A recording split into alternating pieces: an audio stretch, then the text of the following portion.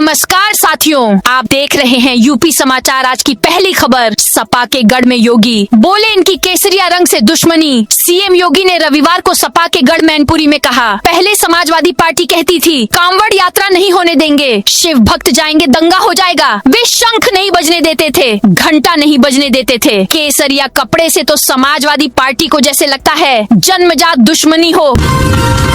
69,000 शिक्षक भर्ती में सिलेक्टेड टीचर नहीं हटेंगे। नए पात्र अभ्यर्थियों को खाली पदों पर मिलेगी नियुक्ति। यूपी सरकार ने 69,000 सहायक शिक्षक भर्ती मामले में सुप्रीम कोर्ट में कहा 2020 में नियुक्त 67,867 शिक्षकों की नौकरी नहीं जाएगी। अगर हाई कोर्ट के आदेश के मुताबिक नई मेरिट लिस्ट में कुछ नए कैंडिडेट एलिजिबल पाए जाते हैं तो उन्हें खाली पड़े पदों पर नियुक्ति दी जाएगी। सरकार ने कोर्ट से यह भी कहा कि यह फैसला सिर्फ 69,000 शिक्षक भर्ती के इस मामले तक सीमित रहेगा। इसे भविष्य की किसी दूसरी भर्ती के लिए उदाहरण नहीं माना जाएगा।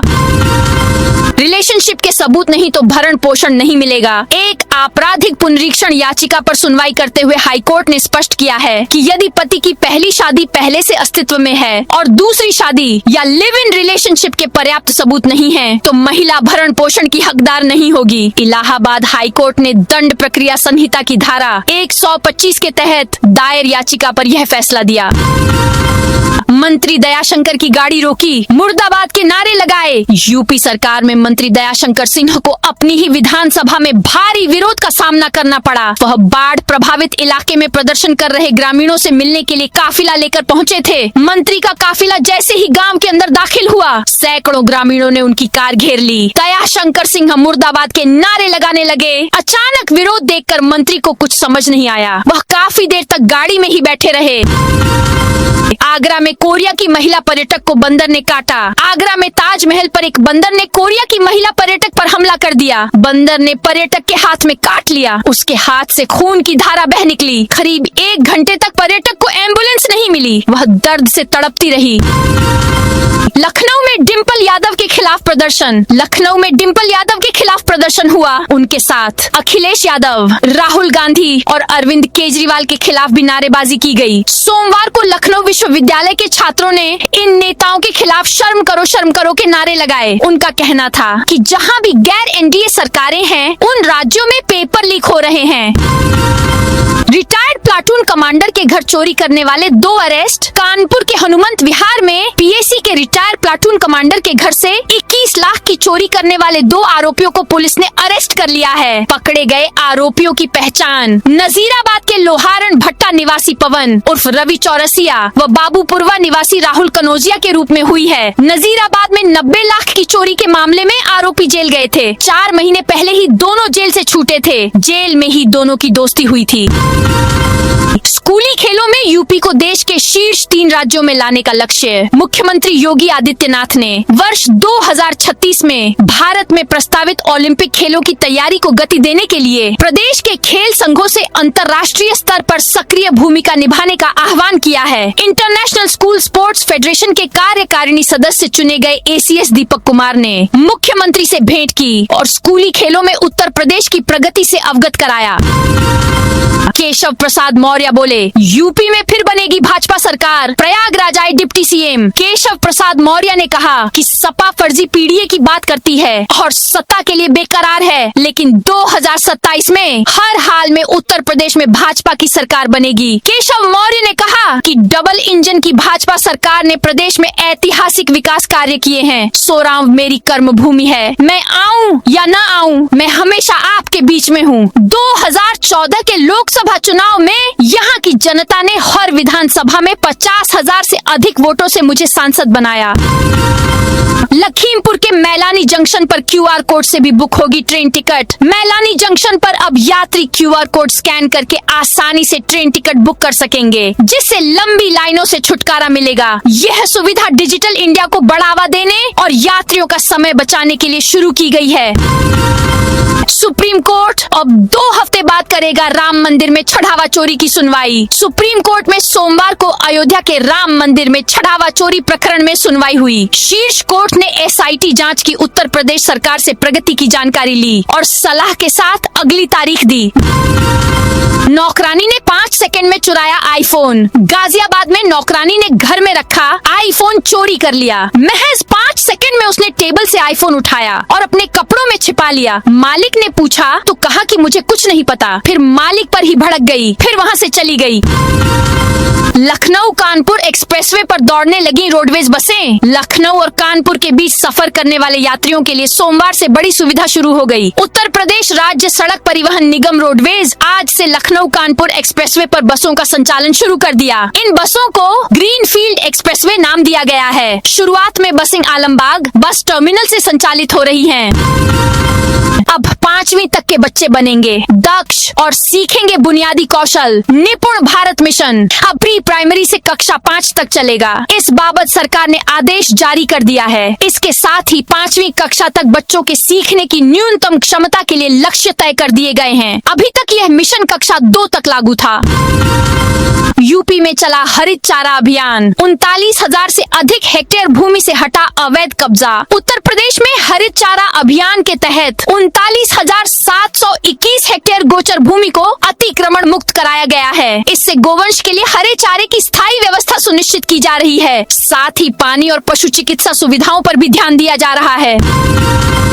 जौहर विश्वविद्यालय ध्वस्तीकरण नोटिस रोकने की मांग। मैनपुरी में समाजवादी अल्पसंख्यक सभा ने राज्यपाल आनंदीबेन पटेल के नाम एक ज्ञापन जिलाधिकारी को सौंपा। इसमें रामपुर स्थित मौलाना मोहम्मद अली जौहर विश्वविद्यालय के 38 भवनों को जारी ध्वस्तीकरण नोटिस पर तत्काल रोक लगाने की मांग की गई है।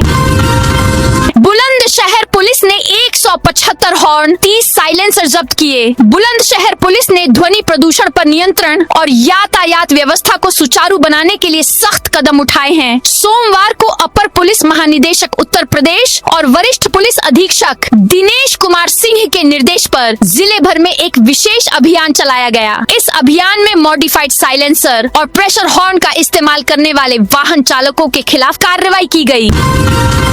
उर्वरक, बीज और कीटनाशक की दुकानों का औचक निरीक्षण। अमेठी में किसानों को निर्धारित दरों पर खाद, बीज और कीटनाशक उपलब्ध कराने के उद्देश्य से जिला कृषि अधिकारी ने सोमवार को उर्वरक, बीज और कीटनाशी प्रतिष्ठानों का औचक निरीक्षण किया। जांच के दौरान टीकर माफी और अयोध्या नगर स्थित 3 प्रतिष्ठानों में अनियमितताएं मिलने पर उन्हें नोटिस जारी कर स्पष्टीकरण मांगा गया है। 14 नई गौशालाओं का लोकार्पण। धर्मपाल सिंह बोले, हर गौवंश पर अब 50 रुपए प्रतिदिन खर्च। उत्तर प्रदेश सरकार ने गौ संरक्षण को लेकर अपनी योजनाओं का दायरा बढ़ाते हुए सोमवार को प्रदेश में 14 नई गौशालाओं का लोकार्पण किया। इस मौके पर पशुधन एवं दुग्ध विकास मंत्री धर्मपाल सिंह ने प्रेस वार्ता में दावा किया कि राज्य में वर्तमान समय में करीब 12 लाख निराश्रित गौवंश की देखभाल की जा रही है, जिस पर सरकार प्रतिदिन लगभग 8 करोड़ खर्च कर रही है। उन्होंने कहा कि सरकार ने गौशालाओं के संचालन के लिए मिलने वाली सहायता राशि भी बढ़ाई है। संभल हिंसा के आरोपी और शाही जामा मस्जिद इंतजामिया कमेटी के सदर जफर अली ने असदुद्दीन ओवैसी की मौजूदगी में AIMIM की सदस्यता ली है। विधानसभा चुनाव 2027 से पहले जफर अली ने AIMIM ज्वाइन की है। वहीं अब संभल की सियासी गलियारों में भी हलचल तेज हो गई है। कौशाम्बी में गौ माता को राष्ट्र माता घोषित करने की मांग। कौशाम्बी में गौ माता को राष्ट्र माता घोषित करने की मांग को लेकर सोमवार को सैकड़ों सनातनियों ने कलेक्ट्रेट पर प्रदर्शन किया। प्रदर्शनकारियों ने जिला प्रशासन को 5 लाख हस्ताक्षरों से युक्त एक ज्ञापन सौंपा, जिसमें केंद्र सरकार से गौ माता को राष्ट्र माता का दर्जा देने की मांग की गई है। बरेली में 30 फीट सड़क धंसी 10 फीट गहरा गड्ढा हुआ। बरेली में सोमवार सुबह बड़ी लापरवाही सामने आई। बरेली कॉलेज के पास अचानक करीब 30 फीट चौड़ी सड़क धंस गई। सड़क के बीचों बीच करीब 10 फीट गहरा गड्ढा बन गया। कुछ ही मिनटों में पूरी लेन बैठ गई। गनीमत रही कि उस वक्त वहां से कोई रोडवेज बस या भारी वाहन नहीं गुजर रहा था, नहीं तो बड़ा हादसा हो सकता था। कांवड़ यात्रा से पहले मेरठ में पुलिस कर्मियों के ट्रांसफर। मेरठ में कांवड़ यात्रा से पहले SSP मेरठ अविनाश पांडे ने पुलिस कर्मियों के कार्य क्षेत्र बदल दिए हैं। 18 सब इंस्पेक्टर को ट्रांसफर किया गया है। इन्हें वर्तमान थाने, चौकियों और लाइन से हटाकर दूसरी जगह भेजा गया है। बता दें कि 29 जुलाई से सावन शुरू हो रहा है। इसके साथ ही मेरठ और NCR में रूट डाइवर्जन प्लान भी लागू हो जाएगा। जौहर विश्वविद्यालय के 38 भवनों के ध्वस्तीकरण पर रोक की मांग। रामपुर में समाजवादी अल्पसंख्यक सभा ने मोहम्मद अली जौहर विश्वविद्यालय के 38 भवनों को ध्वस्त करने की प्रस्तावित कार्रवाई का विरोध किया। संगठन ने राज्यपाल के नाम जिलाधिकारी को ज्ञापन सौंपकर ध्वस्तीकरण पर तत्काल रोक लगाने और मामले का निष्पक्ष समाधान सुनिश्चित करने की मांग की। फतेहपुर बोर्ड प्रस्ताव लागू न होने पर सभासदों का अल्टीमेटम। फतेहपुर सदर नगर पालिका परिषद में बोर्ड बैठक के प्रस्तावों पर अमल न होने से सभासदों में नाराजगी है। सोमवार को दोपहर 3 बजे सभासदों ने यूओ को ज्ञापन सौंपा। उन्होंने 1 सप्ताह के भीतर सभी प्रस्तावों पर कार्रवाई शुरू करने की मांग की। सभासदों ने आगामी सावन माह को देखते हुए शहर में व्यापक साफ सफाई अभियान चलाने के निर्देश दिए। उन्होंने जल भराव और गंदगी की समस्या को दूर करने की भी मांग की। कानपुर जनेश्वर मिश्र की स्मृति में लगा मुफ्त स्वास्थ्य शिविर। कानपुर छावनी विधानसभा के चिश्ती नगर में पूर्व केंद्रीय मंत्री स्वर्गीय जनेश्वर मिश्र की स्मृति में सोमवार को मुफ्त स्वास्थ्य शिविर का आयोजन किया गया। सुबह 9 बजे से दोपहर 2 बजे तक चले शिविर में 700 मरीजों का स्वास्थ्य परीक्षण किया गया। इस दौरान बीपी, ब्लड जांच, एक्सरे समेत कई जांचें और दवाएं निःशुल्क उपलब्ध कराई गयी। वाराणसी में लंगड़ा हाफिज मस्जिद पर हथौड़ा चला। वाराणसी में सोमवार को दाल मंडी की लंगड़ा हाफिज मस्जिद परिसर में चिन्हित निर्माण को हटाने की प्रक्रिया शुरू कर दी गई। प्रशासन और मस्जिद कमेटी के बीच सहमति बनने के बाद मस्जिद कमेटी ने स्वयं सड़क चौड़ीकरण की जद में आए हिस्से को हटाने का निर्णय लिया। उसके बाद मजदूरों की मदद से दोपहर 1 बजे से ध्वस्तीकरण का काम शुरू हुआ।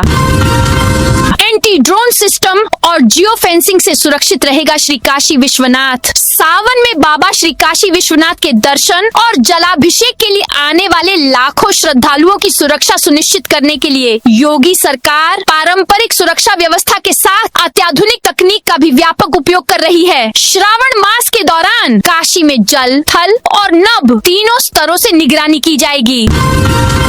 कांवड़ मार्ग पर अधिकारियों की 3 शिफ्ट में रहेगी ड्यूटी। श्रावण मास और कांवड़ यात्रा के दौरान शिव भक्तों की सुरक्षा, सुविधा और निर्बाध आवागमन सुनिश्चित करने के उद्देश्य से डीएम अतुल वत्स ने सोमवार को दोपहर 12 बजे एक बैठक की। यह बैठक एसपी चिरंजीव नाथ सिन्हा के साथ कलेक्ट्रेट सभागार में आयोजित की गई, जिसमें कांवड़ संघों के प्रतिनिधि और शिविर संचालक शामिल हुए।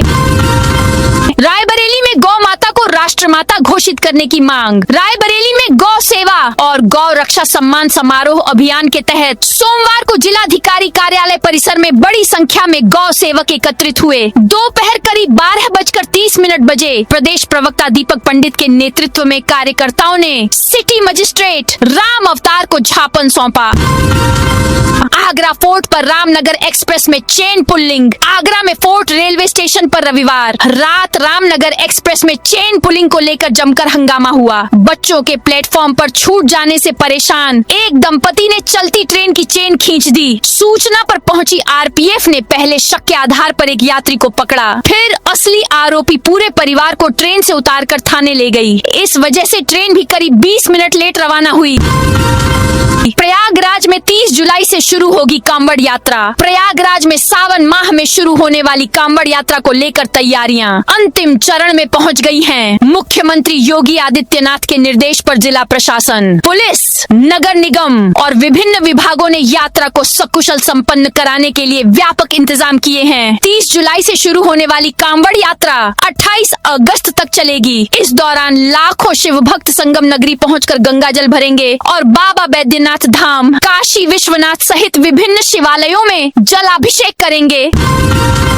बाबरी के लिए चाहिए 300 करोड़, मिले 1.5 करोड़। राम जन्मभूमि पर नवंबर 2019 में आए सुप्रीम कोर्ट के फैसले से 2 रास्ते निकले थे। विवादित 2.77 एकड़ जमीन रामलला को मिली और बाबरी की जगह नई मस्जिद के लिए अयोध्या से 25 किलोमीटर दूर धन्नीपुर में 5 एकड़ जमीन दी गई। राम मंदिर का निर्माण लगभग पूरा हो गया है। धन्नीपुर में मस्जिद की ईंट तक नहीं रखी गई। मस्जिद के लिए मिली जमीन पर घास उगाई है, चारों ओर तारबंदी है और बच्चे क्रिकेट खेल रहे हैं।